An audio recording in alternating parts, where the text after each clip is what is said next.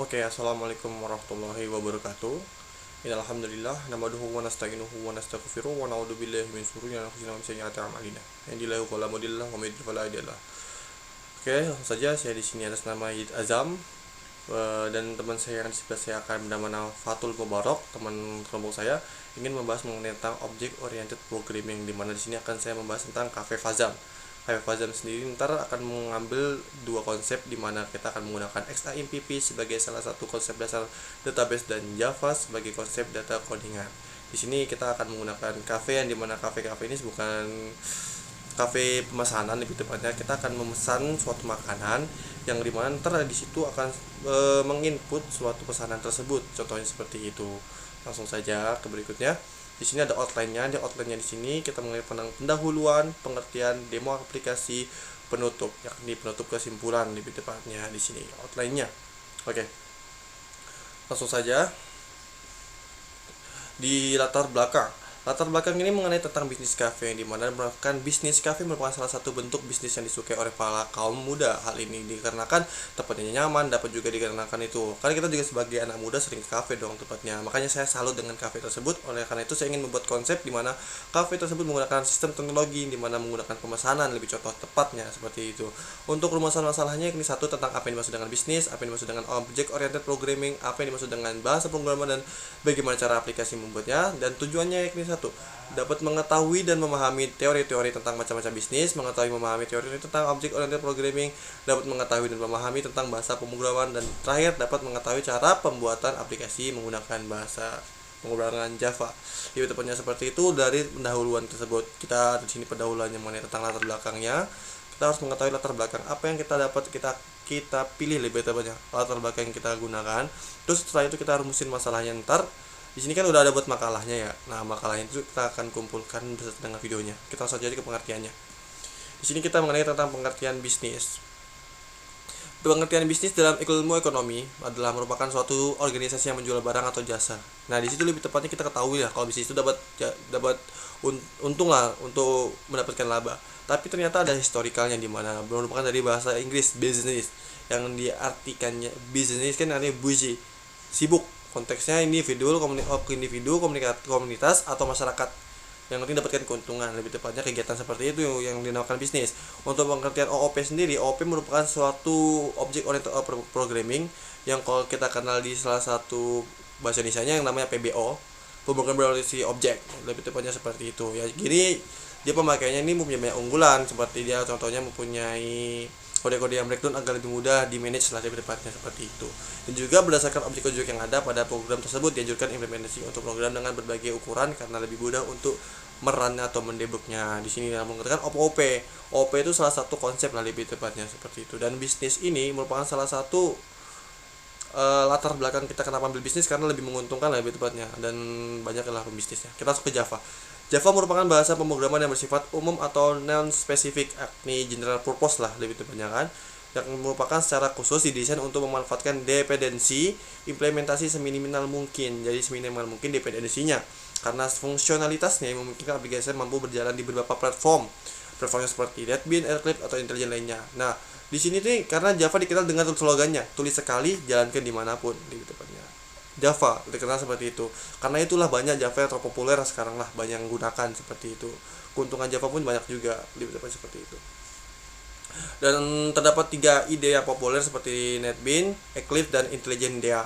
Java pun memiliki package manager yang mulai populer sejak digunakan di Android Studio yang bernama Gradle. Seperti itulah contohnya dari Java tersebut. Nah, di sini kita menggunakan bahasa pemrograman Java kan, lebih tepatnya kan, untuk menggunakannya. Dan di sini saya ingin membahas mengenai tentang salah satu gambaran tentang project kami yang tentang Cafe Fazam.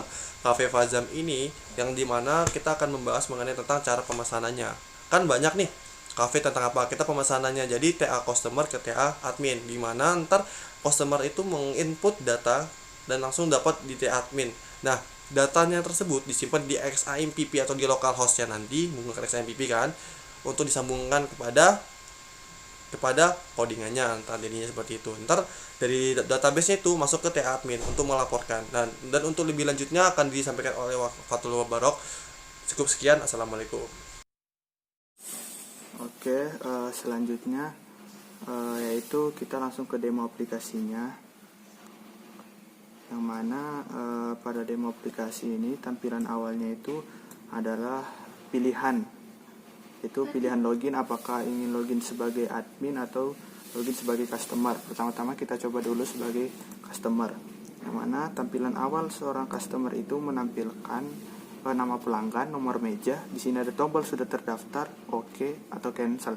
Yang mana ketika kita itu adalah customer baru, maka kita harus mengisi data nama pelanggan dulu, kemudian milih meja, kemudian oke gitu. Tapi kalau kita sudah pernah jadi customer sebelumnya, tinggal pencet sudah terdaftar atau pilih meja terlebih dahulu. Oke, pertama kita sebagai pelanggan baru dulu. Misalnya di sini kita pakai nama Dandi, misalnya Dandi gitu kan. Kemudian si Dandi ini nomor meja kita coba pakai nomor 1 deh, dan kita oke, maka akan muncul message, yang mana message-nya itu berbunyi ada tulisan selamat Anda telah menjadi pelanggan baru kami. Ketika di oke, maka lanjutannya akan menuju ke tampilan menu pesanan, yang mana di sini sudah ada juga di sini nama si Dandi tadi sebagai pelanggan baru dengan ID-nya dia, yaitu ID-nya yang otomatis itu dia punya ID 13. Kemudian di sini muncul menu.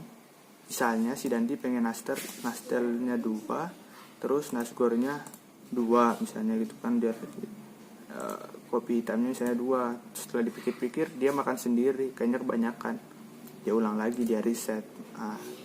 Atau fungsi tombol reset itu ketika semua udah pilihan, udah masukin jumlah itu ya untuk menghapuslah data-data tadi yang udah dimasukin sebelumnya. Kemudian untuk tombol pesan ini ketika udah fix pilihannya ya. Oke, kita coba. Misalnya dia mau mesen mie aja 1. Karena dia haus, dia pengen cappuccino-nya 2. Oke, dipesan.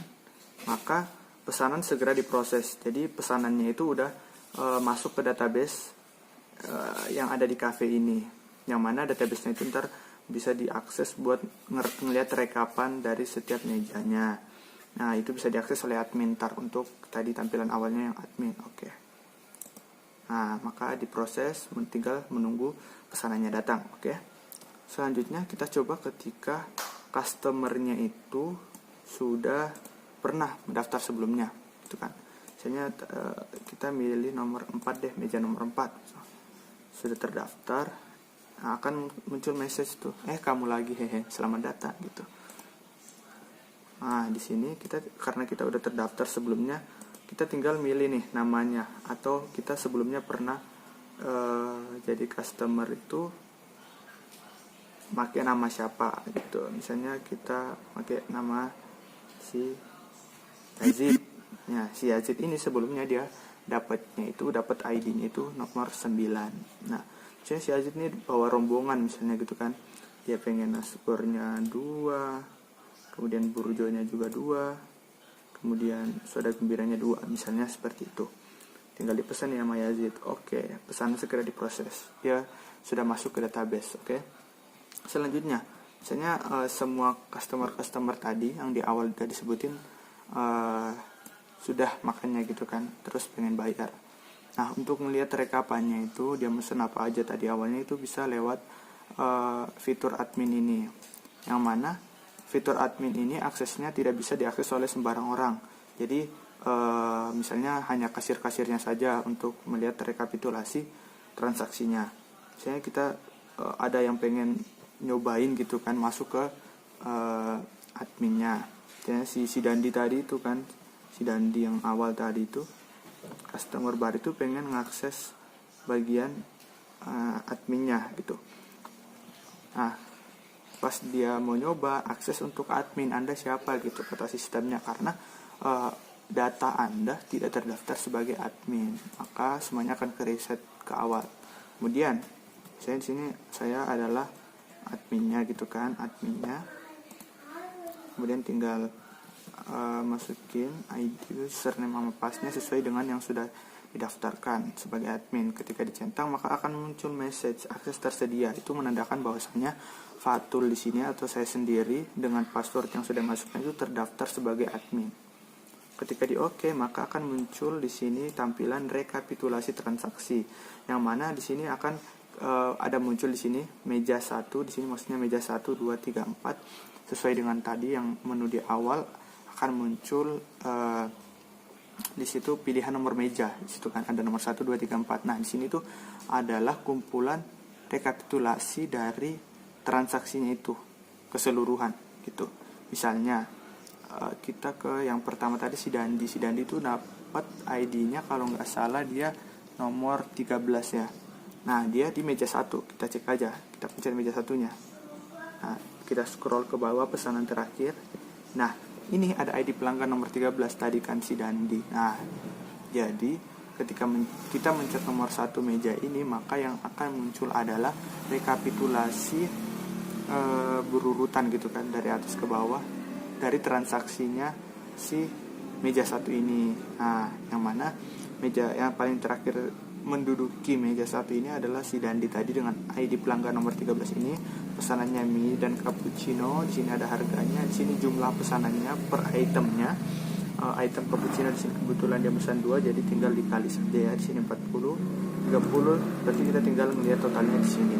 30 tambah 40 tinggal dijumlahin di kasir, maka yang harus dibayar oleh Dandi adalah 70. Begitu dengan meja nomor 2, itu kan nomor 3, di sini semua adalah itu rekapitulasi dari transaksi yang ada di meja 2. Nah, begitu pun dengan meja 4 di sini tadi kan yang si Azam dengan ID pelanggan nomor 9 membawa rombongan yang mana dia pesen nasgor 2, burjo 2, soda gembiranya 2 gitu kan.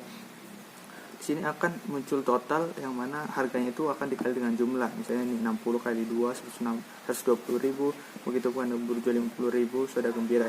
Tinggal kita total yaitu 220. Jadi yang harus dibayar oleh si Azam ini. Nah, itu. Kemudian mungkin kurang lebih itu aja sih untuk bagian presentasi kami ini. Selanjutnya kesimpulan. Dari inti dari kesimpulannya ini